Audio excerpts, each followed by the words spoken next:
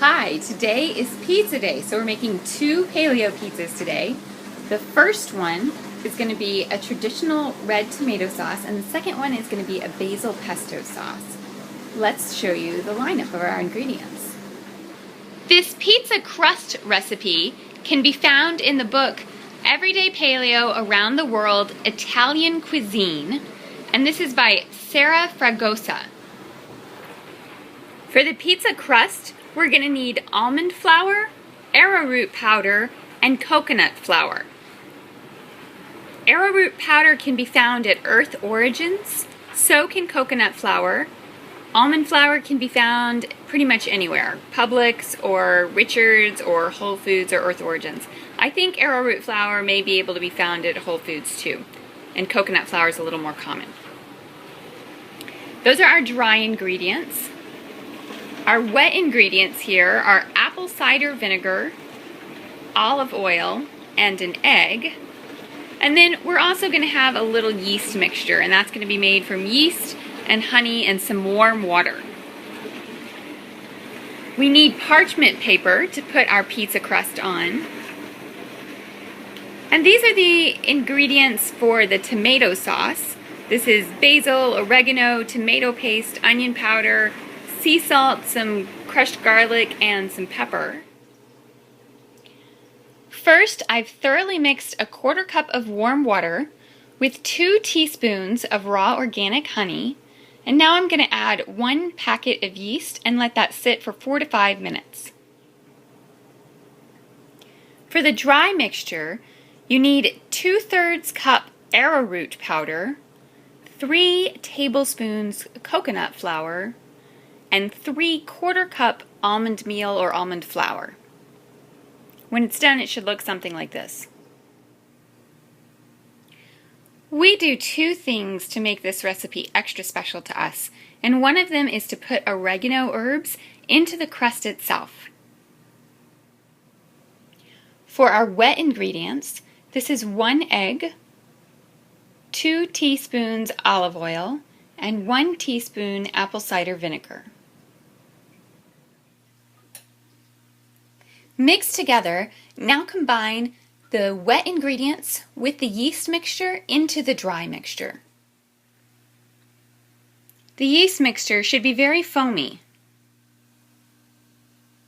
The second thing that we do that makes this recipe special to us is that we add a little bit more water. So this is about 1/8 of a cup of extra water that we pour in, and that just makes the crust a little bit easier to work with. Otherwise, it's a little too crumbly for us. If you add a full 1/4 cup, then you'll find the crust will be a little bit too moist, and that when it finishes cooking, then the crust won't taste quite right. When you roll out this crust, you're just going to gently spread it around on the pan, and it's going to end up a little bit thicker than you might expect. The first couple of times I made this recipe, I indulged my temptation to make it really thin so that it would go further, and when it came out the texture wasn't as nice. So it's going to be a nice thick texture, not too big. However, almond meal pizza crust is quite filling, so don't worry about the pizza slices being a little small. My timer is set for 9 minutes. When I take it out of the oven, I'm going to flip it over and stick it right back in. Now I'm going to get to work on my second pizza crust. The easiest way to flip the pizza dough is to just put a piece of parchment paper down on top, and then flip.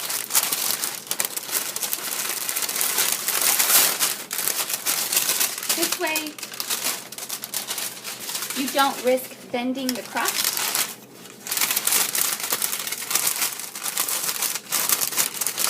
And now you're all ready to go. Hi, I'm Jen with Above the Grain. Today we're going to make a pesto sauce. What you want to do is collect your ingredients. First we're going to have your basil and pine nuts, some walnut oil or avocado oil, a fresh lemon, a stick of garlic, and you want to do your most comfortable chopper a bowl to mix, a spatula, a chopping board, a mincer, a spoon, a measuring cup, and some salt and pepper to taste. Alright, so first you'll want to take the basil and you'll want to chop the ends of the stems off of the basil. After you do that, you'll want to add that to your processor. When you're done with that, you'll add the oil to your measuring cup. It takes about a half a cup to a cup depending on how much you're making. And once you're done with the oil, you would take your lemon, you'll cut your lemon in half and squeeze the rest of the lemon juice into your processor. Add your pine nuts, add your garlic to your garlic mincer, crush it down into your measuring cup, and take your wooden spoon, stir it up, add everything that's in your measuring cup to your processor, push down on your processor, or however you process it, to grind it all up, and you should have your pesto sauce. It should take about 5 minutes to prep everything. The oyster mushrooms soaked in boiling water for 10 minutes, and now they're being fried on high heat in just a little bit of butter. And voila! We have paleo pizza with oyster mushrooms and arugula. And we also have paleo pesto pizza.